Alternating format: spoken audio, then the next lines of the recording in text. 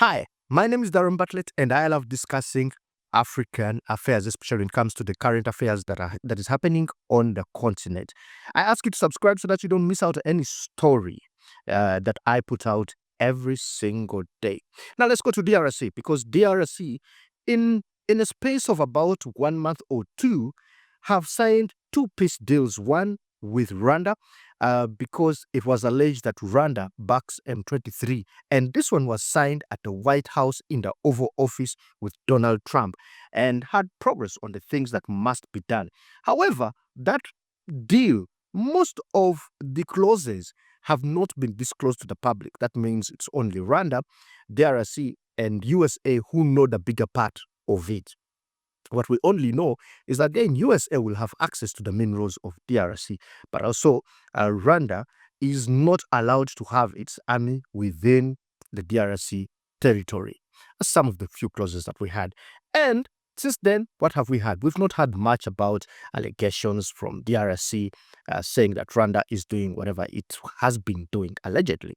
Now, over the weekend, we also saw another deal between DRC government and the M23, who have been actually taking ground since January, taking a lot of territory in the eastern part of Congo. And the M23 this time had aimed at reaching Kinshasa. However, that may not happen again because, this is not the first time they have attempted. They have taken over Goma some time back in 2012. Even now, even today, they're still in charge of Goma and Kivu and other places. But that is the farthest they have gone every time they have an attempt to go to Kinshasa. They have had several meetings. There has been an Angola process, there's been a USA process, there's been a Qatari process. And this time, this one here was signed in Qatar, where the State Minister for Foreign Affairs, Mohammed bin Abdulaziz, was overseeing the signing between the two parties who agreed to bring peace to the eastern part of Congo. And some of the clauses here are that the M23 are not going to be allowed to advance again, and also make sure that humanitarian aid reaches the people and there's no violence and that there is peace between the two.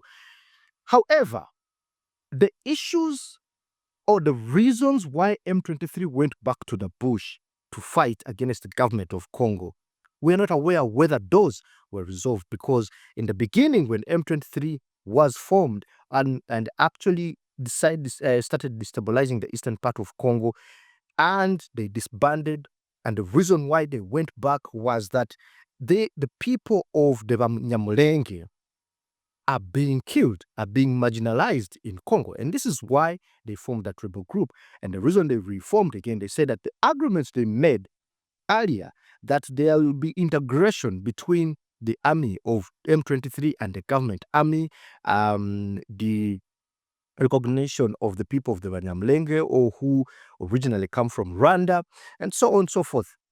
Those people to be recognized and not segregated. Those issues, we are not aware whether they were agreed upon and that they will be resolved. I don't know, guys, but I feel like with so many parties involved in the peace agreements, it may be a good thing.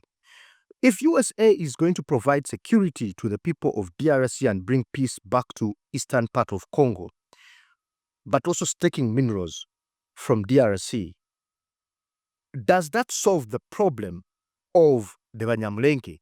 Is USA going to ensure that there's going to be security for the people who are the Banyamulenge in DRC? Because we might be having a different discussion with USA and having a different discussion with Qatar. And then we find ourselves back to a place like we were in the 2000s, coming to the 2012s, 13s. We might find ourselves in such positions.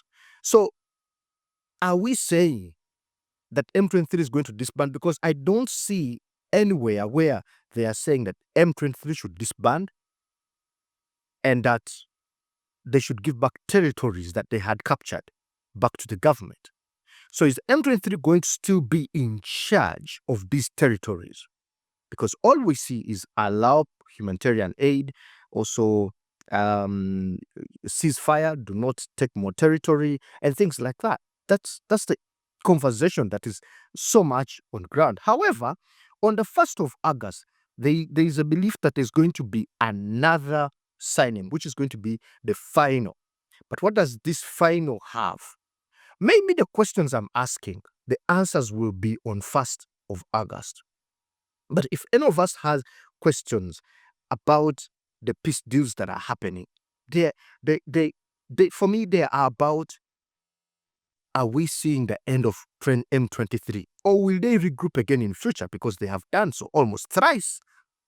They keep disbanding and come back, disband, come back. They draw back, but they still find a way of still coming back. Or is DRC actually true to its word, that every agreement that we make, they will be held accountable to it, and that they must fulfill that agreement?